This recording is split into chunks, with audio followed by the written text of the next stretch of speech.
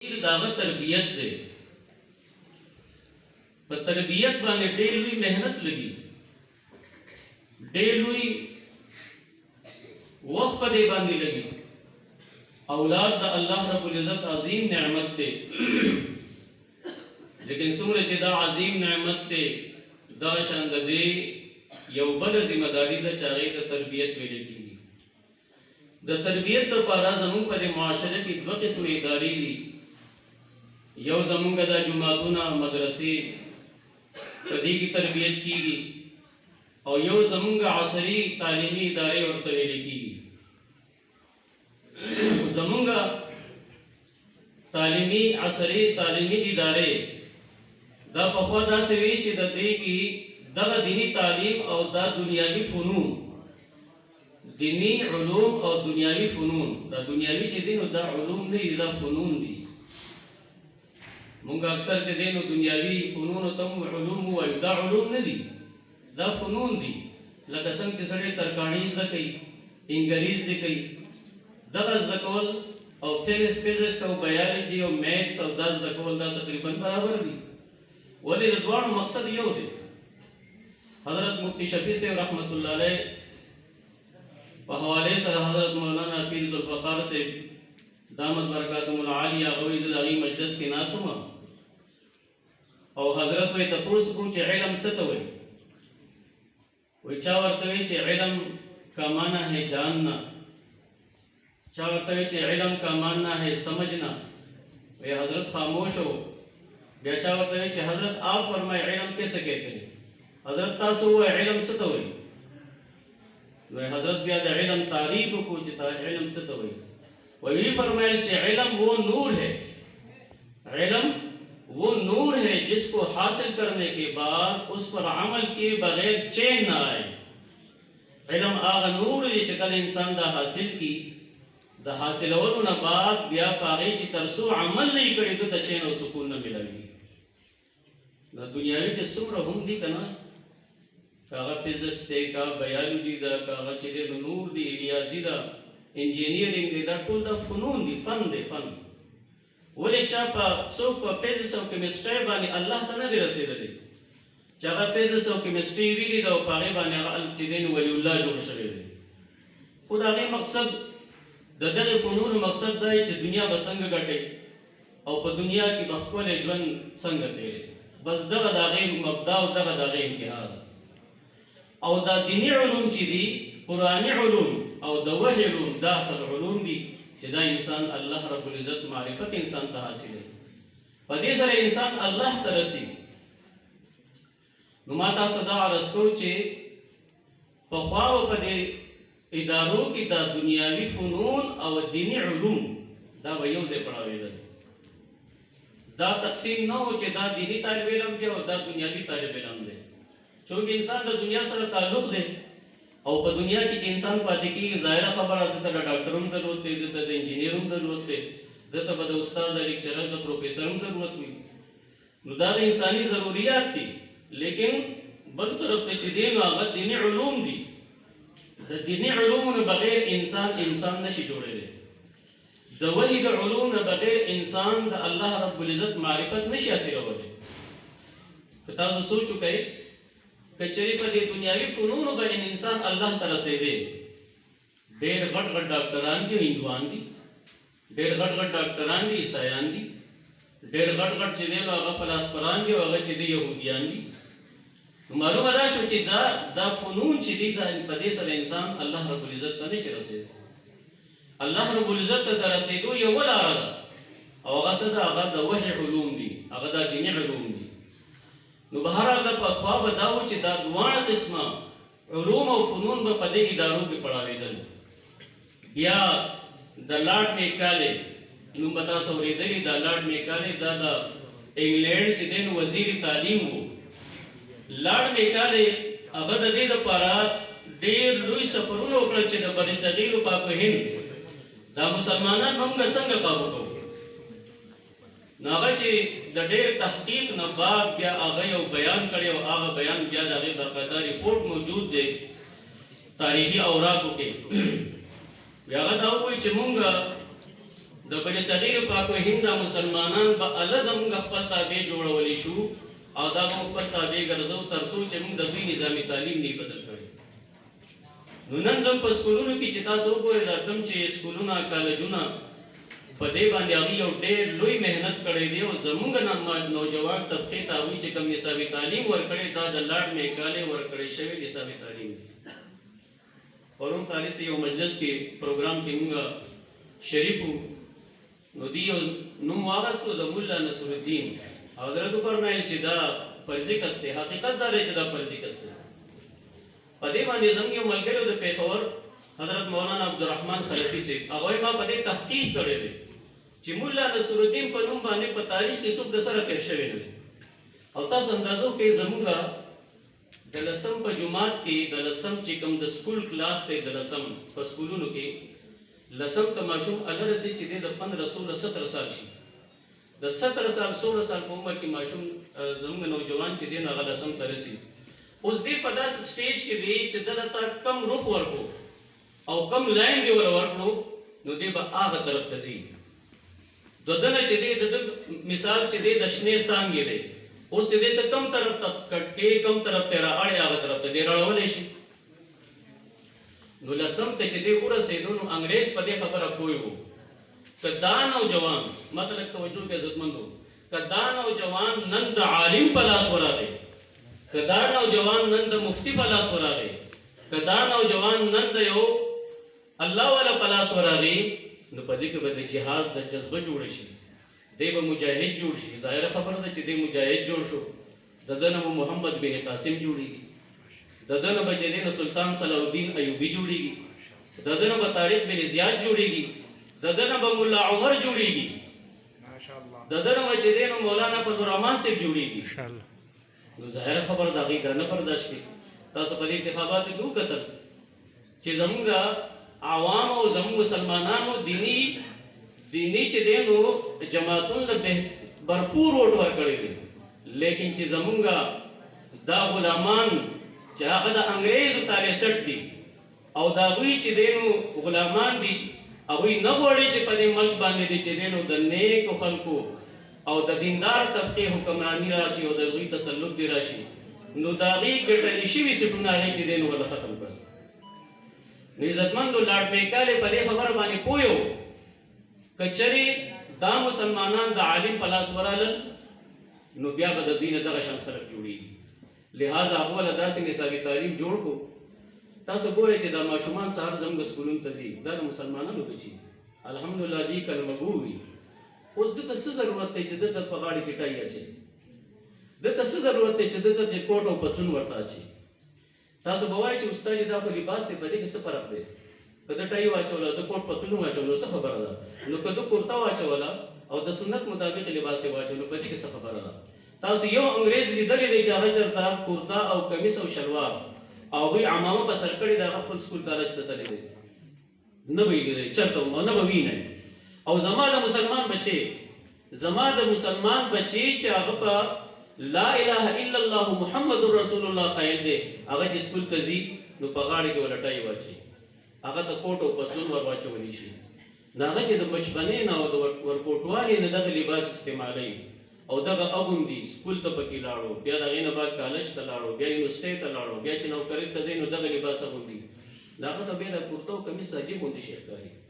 هغه بیا ذهن کې دا خبره کېناسته چې زما رهنما او زما ته صحیح رهنمایي کوونکی هغه کس دی چې چا کوټ او پینټ اغوستی هغه د ملا نه هغه د پګړۍ والا نه هغه د شلوار او د کمیس والا نه چرې خپله اجتماعي انفرادي ژوند کې رهنمایي نه اخلي. نو دا مولا نصر الدین په نوم باندې په لسم په جماعت کې د انګریزۍ په سبجیکټ کې چې دی نو دا یو مضمون اولنی غالبا سبق یا دویم و د مولا نصر الدین په نوم سره د دې نصابي تعلیم دونه اثر عزتمند په دې خبره ځان پوه کړي. موږ چې کله زما په 85 کې میټرک کړی دی 1985 کې زموږ په وخت کې په انګلیش کې دا مضمون و هم په خپله ویلی دی چې زه لا مدرسې ته نه وم راغلی. نو استاد به چې کله دا سبق پړاو نو په هغې کې لطیفې وي د مولا نصر الدین په سبق کې په انګریزۍ کې نن سبا شته په انګریزۍ سبق کې دا شی دا مضمون پکې شته د لسم غالبا اوس نشته دی. ناغي کې بدو چې کله به استاد سبق پڑھاو نو پاره کې به لطیفه بیانول لطیفه کې ول لطیفه داوا و یو ځل مولا نصر الدین ګوره خیر نو ورسې خو دی مولا نو مولا څوک دی دا قاری سي مولا دی زه مولا یم قاری سي مولا دی دا چې په څومره نه ټول مولیان دي نو مولا نصر الدین و مولا نصر الدین یو ځل یو ځانانه خطر و خط ولراړو جمعه ته خط پړاو مولا صاحب چې خط واغستو نو د سیده نیولو په ځای باندې الټو نیو دا ښځه ورته وایي مولا صاحب تا خو دا خط الټه نیولې او دونه غټه پګړۍ دي په سر ده نو مولا صاحب خپله پګړۍ راواغسته او دا ښځې په سر یې کېښوده چې په دې پګړۍ کې دا خط پړاوالي نو خط ته پړاو نو په دغه وخت کې استاد به مو خندل او سټوډنټانو به مو خندل بس دا به یو لطیفه او تیره بشوه اوس دې ځای کې دا د انګریز څونه یو لوی سوچ او څونه جوور سوچ دی چې هغه په دې ځای کې زموږ نوجوان د علماو نه کټ کړو ولې چې د یو نوجوان په ذهن کې غیر اختیاري طور ته دا خبره کېنوله چې مړه ستا مولا له خط پړاوال نه ورځي ستا مولا له خط پړاوال نه ورځي نو چې هغه له خط پړاوال نه ورځي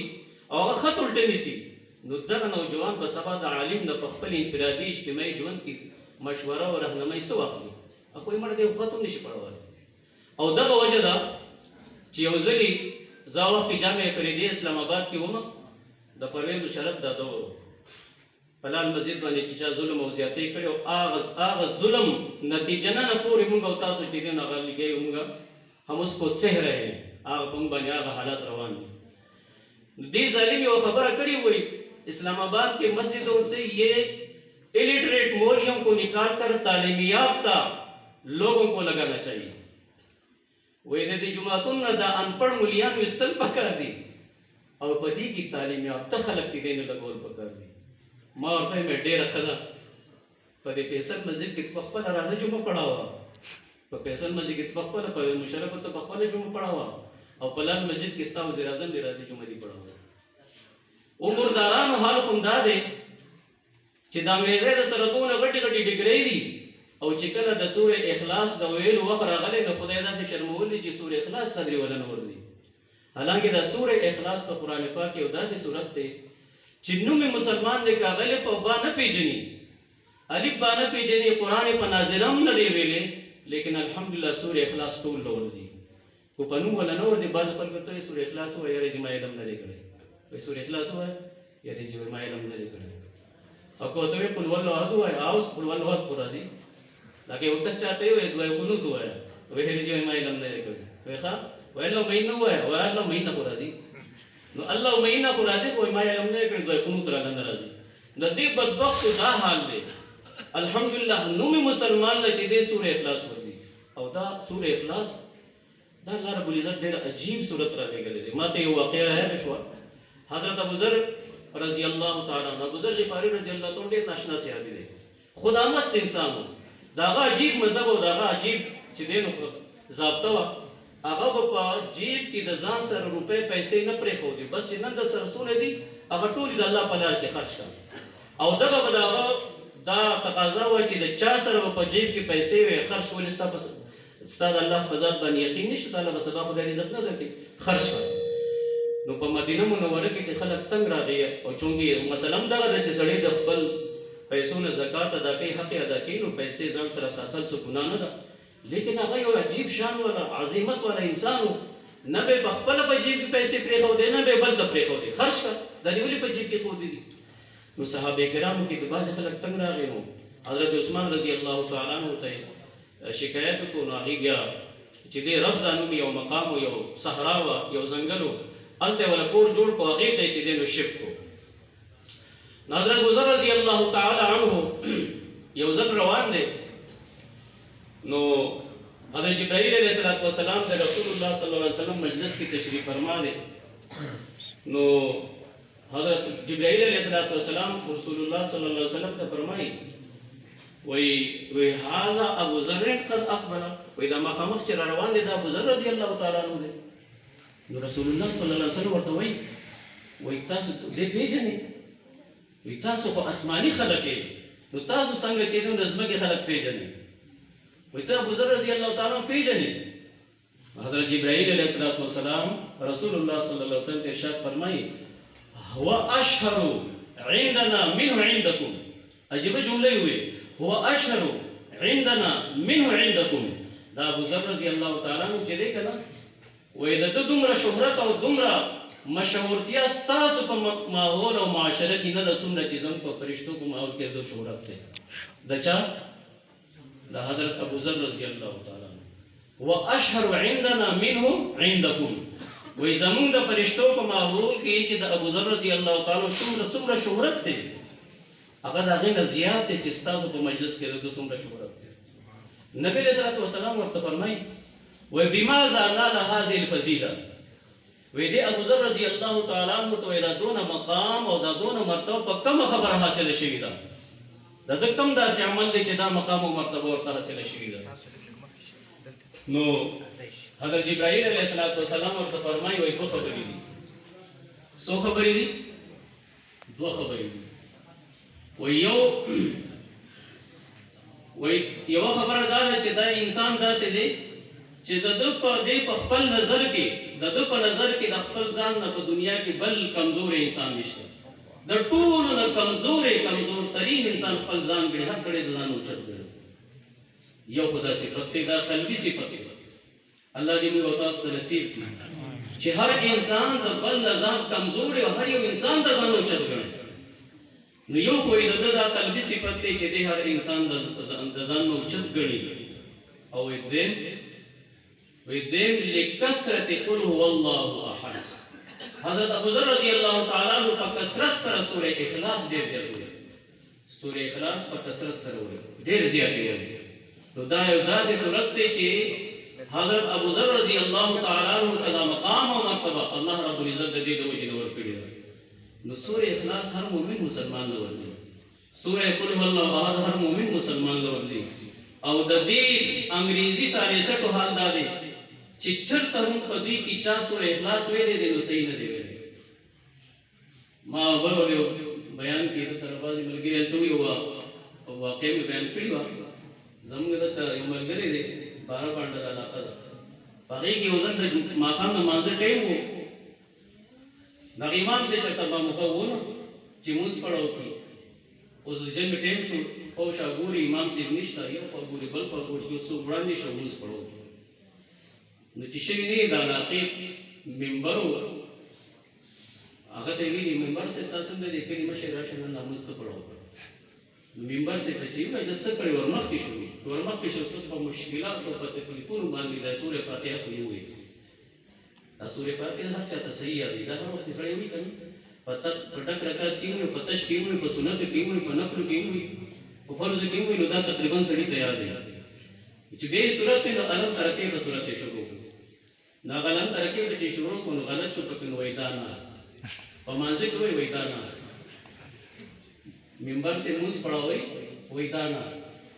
نو بیا یې سوچ کړی نو راشه دا آسان صورت ووایه نو دا ان اعطیناک الکوثر یې شروع کړی دی.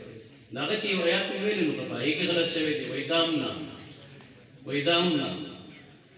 نو په هر حال په څه طریقې سره هغه لمونځ پوره کړی دی. نو بیا خلکو ته ویل یاره دې موسیق ته وایي چې په وخت منځه ته راځي. نو حال خو د دې خلکو دا دی چې بیا سوره اخلاص قدرې نشي ویلی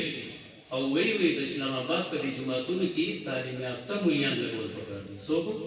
تعلیم یافته؟ نو عزتمندو دا مولا نصر الدین چې دا قصه په سکول کې به بیان شوه نو استاد به مو خواندل او سټوډنټ به مو خواندل. اوس په دې وخت کې تاسو لږ سوچ وکړئ چې څومره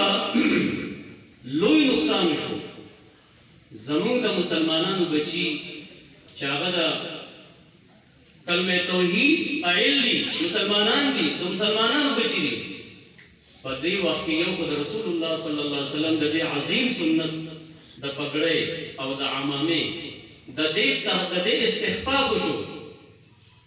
ظاهره خبره ده دغه سټوډنټ په ذهن کې دا خبره کېناسته مړه چې چا د پګړۍ والي دی چې د خط پړاوالو نه ورځي. دی به عالم او مفتي او بیا د خپل مشر وګڼي چریم نه ګڼي. دی چې کله مشر ګڼي دی به څوک ګڼي چې چا کوټ او پینټ اغوستی. دی به وایي دا زما مشر دی، دا زما رهنما دی، دا به ماته سمه لاره ښیي، دا چې دی نو زما رهبر دی. بله دا چې د رسول الله صلی الله علیه وسلم د سنت مبارکه توهین وشو هغه د په ځین کې کېناستو چې مړه د پګړې سره سیته نوځي نو نوجوان زمون د عالم نه کټ کړ اگر چې دغه د قصه او د لطیفه په تور لطیفه بیان شي استاد مفهم دي سټوډنټ مفهم دي لیکن دومره عظیم نقصان شو چې چرته دا نوجوان یا په تبلیغ کو لګیږي یا چې د خانقاه کې دغه تعلق راغی یا چې عالم سره تعلق جوړاو شو هغه په پسمه لار راشي کدا نه دوی چیرې د عالم کول لري زه په دې پرمیل کې هم نو انت یونیورسيټي دا ټیکنالوژي یونیورسيټي د تاسو چاته پته وي ناغه د پاکستان د مختلفو حصو نه چې دینو سټوډنټان راځي ته داخله دي او ډېر ښه خلکانی په استعداد ور ما په دې ته کتل نو ما به چې ما د سټوډنټان د سبق پڑھاو کړی هغه چې دینو سلام دعا به نه کول ما په دې یو کسر تعلق جوړاو کو میزان سره کېنو دالو په ذریعہ سره یو دوه درې تقریبا یو 15-30 کسان ما برابر کړ هغه بیا ما کېنو لري ورځ مو ته مې روز تاسو د سبق پڑھاو ورم نو ما ته یو کوم تاسو سبق پڑھاوي स्टूडेंटان ما ته وای ته کوم تاسو سبق پڑھاوي مې کی ورو شروع وکړو په دې کو وای په کوم دې ونه کو پری وای زه ټیک د فیضانو سره کوي د شرمنټونو د 15 شرمنټونو زیات ټیم نشته مې ته ډېر شي او په تاسو کې ګورې چې خیر دی نو چې کله سبق شروع شو او ما صرف داغي د منځه د وې سره مذاکره وکړه د منځه د سبق هغه کې بیا ورو هغه دونه دلچسپي واغسته چې دا 15-20 منټ په ځای باندې نیمه ګنټه او بیا به ګنټه ناس ما ورته ته ځای خپل کوم وروته وینو یو مفتی صاحب کې نه سبق وایي او بیا ورو احادیث او بیا لګ صرف نو ته شروع کړ نو بیا یو وخت داسې راغی چې را سره خمانو شو دونه مینه محبت را سره جوړ شو لکه د مدرسې د تعلیم چې استاد سره نو فای کې یو کس راته وایي مفتی صاحب موږ د علماء ډېر زیات لري پاتې شوی او ما ته په کور کې وایي چې د مولیانو له نږدې ورنشي ګوري د مولیانو له نږدې ورنشي ورته د مفتیانو نه ډېر زیات ځان سره نو ما ته ورته ولیدل ما سره درې میاشتې کېناستې ته د مولیانو ته نږدې کېناستې مفتیانو سره کېناستې تاسو ولیدل موږ ډېر زیات لري پاتې موږ خو هېڅ نه راځي او زموږ په ذهن کې دا دی چې موږ څه ډېر ښه موږ راځي نو زما عزتمندو په دې سکولونو کې زموږ د نوجوان طبقې د علماو نه کټولې کېږي کوشش وکړئ د خپل بچي دې مدرسو ته دې جوماتونو ته دې ډول باقاعده ټیم مقرر کړئ دا لږ وخت نه ډېر وخت ورکوئ انشاءالله په دې به زموږ د بچو تربیت کېږي الله رب العزت موږ او تاسو ته د عمل توفیق راکړي دا څومره ختمونه چې شوي دي الله دې په خپل درکه کې قبول او منظور ګرځي واخر دعوانا الحمدلله